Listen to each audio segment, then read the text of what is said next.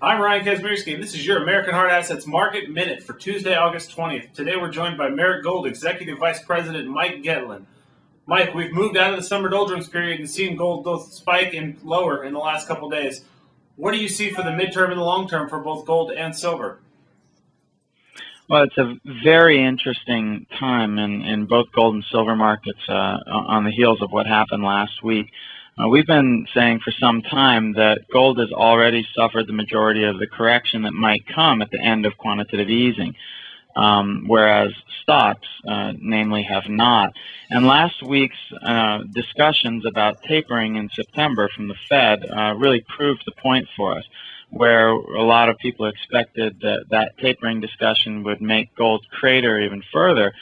Quite the opposite happened. We broke above several important moving averages, broke through strong resistance we've been trying to get over for many weeks, and then held those gains coming into this trading week.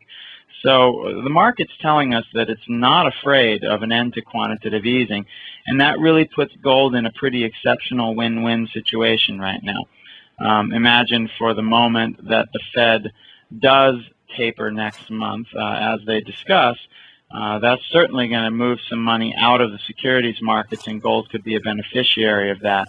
If the Fed backs away from their tapering plan, that's going to damage the dollar even further, which is already on shaky technical ground, and probably push gold higher.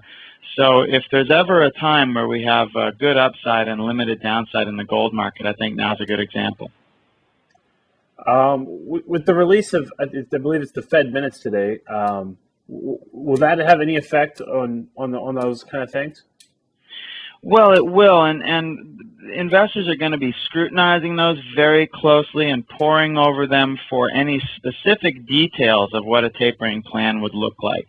And what they glean from that, those minutes, is really going to determine the direction of these markets. But what's interesting is gold's finally started to reassert itself and really trade on its own merits, as opposed to just bouncing around with outside forces. And so I think that the result of those minutes is going to be felt much more in the stock market, which, the Dow is barely holding on to 15,000 now, than it is in gold. All right, Mike. Well, I appreciate the time and I appreciate the insight. Thank you very much. Today's Market Minute from American Hard Assets.